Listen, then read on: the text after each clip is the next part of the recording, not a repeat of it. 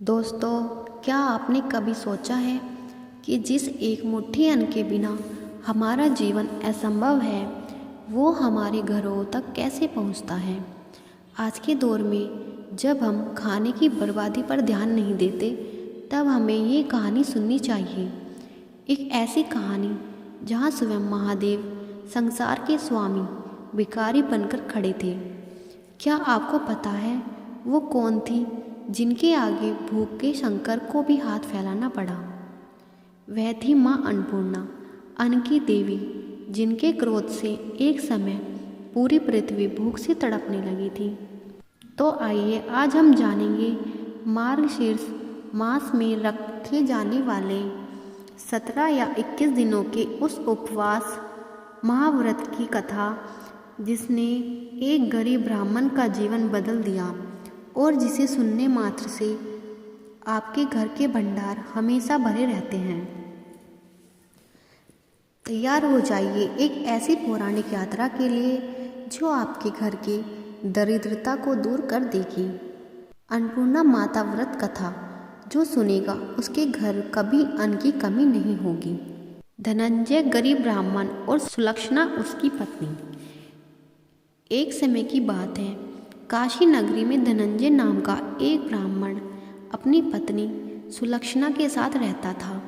वे दोनों बहुत निर्धन थे। सुलक्षणा हमेशा अपने दुख और गरीबी से परेशान रहती थी। एक दिन सुलक्षणा ने अपनी सास के पुराने संदूक में एक लाल रंग का कलावा, सूत और एक पुस्तक देखी। पुस्तक में अन्नपूर्णा माता के व्रत का महत्व लिखा था।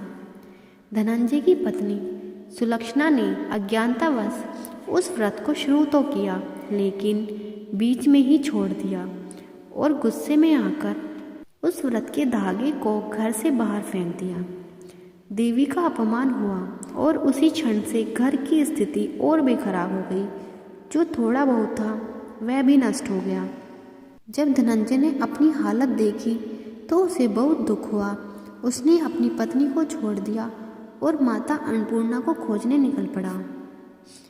वह कई दिनों तक भूखा प्यासा भटकता रहा। एक दिन वह घोर जंगल में एक सरोवर के किनारे पहुंचा। वहां उसने कई अप्सराओं को एक समूह में बैठकर माता अन्नपूर्णा की कथा सुनते देखा। कथा सुनकर सभी अप्सराएं बार बार जय अन्नपूर्णा कह रही थी। धनंजय को उन अप्सराओं से व्रत का महत्व, विधि और माता के धाम का पता चला। धनंजय ने वहीं सरोवर के पास बैठकर माता अन्नपूर्णा का 21 दिन का महाव्रत करने का संकल्प लिया। जब उसका व्रत पूर्ण हुआ तो सरोवर में 21 खंडों वाली हीरा मोती जड़ी हुई स्वर्ण सोने की सीढ़ी प्रकट हुई।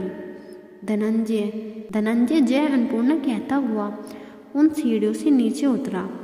वहां उसने करोड़ों सूर्य के समान प्रकाशमान माता अन्नपूर्णा का भव्य मंदिर देखा। मंदिर में सोने के सिंहासन पर माता विराजमान थी और उनके सामने स्वयं भगवान शंकर भिक्षा पात्र लिए खड़े थे। धनंजय ने माता के चरणों में गिरकर अपने और अपनी पत्नी के अपराधों की क्षमा मांगी। माता ने उसे अक्षय अन्न और धन का वरदान दिया।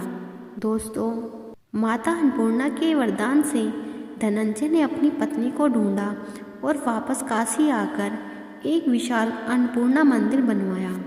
माता की कृपा से वह गरीबी से मुक्त होकर पुत्र, पौत्र और धन से संपन्न होकर आनंद से रहने लगा। दोस्तों, इस व्रत के पीछे एक और महान कथा है जो हमें अन्न का महत्व समझाती है। एक बार जब पृथ्वी पर अन्न का घोर संकट आ गया तो भगवान शंकर ने पृथ्वीवासियों को ज्ञान दिया कि अन्न भी एक माया है। यह सुनकर माता पार्वती को क्रोध आया। उन्होंने सिद्ध कर दिया कि अन्न ही ब्रह्मा है और अन्न के बिना संसार नहीं चल सकता। माता पार्वती ने अन्नपूर्णा का रूप धारण किया और घोषणा की कि अब कोई भी अन्न दान नहीं किया जाएगा। जब पूरी पृथ्वी भूख से त्राही त्राही करने लगी, तब स्वयं भगवान शिव ने पृथ्वी के कल्याण के लिए भिक्षुक का वेश धारण किया और माता अन्नपूर्णा से भिक्षा मांगी। माता ने प्रसन्न होकर महादेव के भिक्षा पात्र को अन्न से भर दिया। भगवान शिव ने वही अन्न पृथ्वी पर वितरित किया, जिससे फिर से धरती पर फसलें उगने लगी और अन्न संकट नष्ट हो गया।